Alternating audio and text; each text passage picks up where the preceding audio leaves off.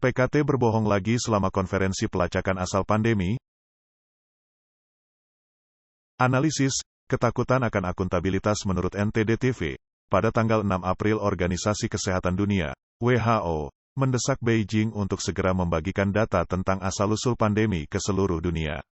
Hal ini menyusul penemuan bahwa data yang diunggah oleh para ahli CDC China ke dalam platform inisiatif global, tentang berbagi semua data influenza, platform tersebut telah dihapus, setelah tersedia untuk umum sejak Januari tahun 2020. Insiden ini menarik perhatian setelah dipublikasikan di media. Komunitas internasional percaya bahwa karena PKC dapat menyembunyikan data ini, PKC mungkin juga menyembunyikan data yang lebih penting. Sebagai tanggapan, pada tanggal 8 April Kantor Informasi Dewan Negara China mengadakan konferensi pers, di mana Direktur CDC China, Shen Hongbing membantah adanya penyembunyian atau penghapusan data yang disengaja dan mengkritik WHO dan para ahli karena mempolitisasi pelacakan virus. Seorang komentator politik China di AS, Qin Peng menyatakan, PKC berusaha membuktikan bahwa mereka tidak bersalah terlebih dahulu, karena meningkatnya tekanan internasional terhadap pelacakan virus, yang membuat PKC berusaha keras untuk menjaga jarak dan menciptakan kesan tidak bersalah. Li Linyi, seorang komentator masalah terkini mengatakan, mengapa komunitas internasional, terutama Organisasi Kesehatan Dunia, begitu bertekad untuk menyelidiki masalah ini.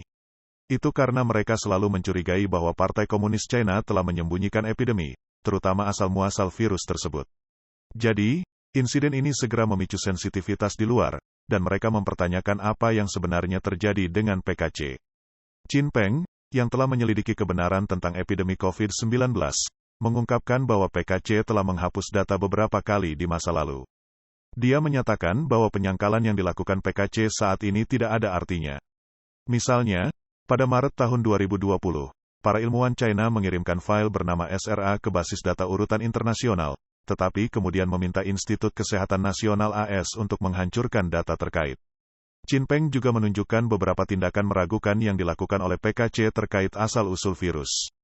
Misalnya, pada tanggal 12 September tahun 2019, Institut Virologi Wuhan tiba-tiba menonaktifkan basis data virus dan sampelnya, yang menimbulkan kekhawatiran tentang perilaku PKC.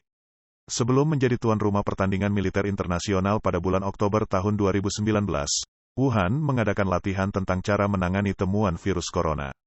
Pada tanggal 1 Januari tahun 2020, Komisi Kesehatan Provinsi Hubei mengeluarkan permintaan agar sampel virus yang relevan tidak lagi dikirim untuk pengujian, agar sampel yang sebelumnya dikirim dimusnahkan, agar informasi sampel tidak diungkapkan, dan agar tidak ada makalah atau data yang relevan yang dipublikasikan.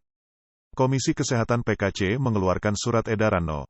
3 pada tanggal 3 Januari tahun 2020, yang memerintahkan laboratorium di China untuk memusnahkan sampel virus corona baru dan tidak mempublikasikan data terkait.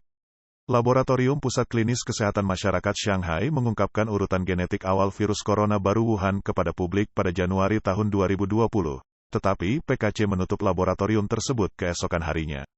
Menurut Qin Peng, tidak peduli seberapa banyak PKC menyembunyikan atau memalsukan, PKC tidak dapat menyangkal bahwa virus tersebut berasal dari Wuhan.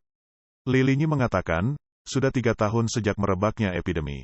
Negara-negara tertentu bersiap-siap untuk menyatakan bahwa, setelah epidemi berakhir, mereka siap untuk menyelidiki asal-usulnya dan menentukan dari mana asalnya. Mereka bahkan mungkin akan mengangkat masalah kompensasi. Li Linyi menunjukkan bahwa, PKC memiliki sejarah panjang dalam hal penipuan. Dia menambahkan bahwa, konferensi pers baru-baru ini hanyalah pengulangan taktik lama PKC, yang disebabkan oleh tekanan internasional, ketika mereka berusaha untuk mengalihkan kesalahan dan menghindari tanggung jawab.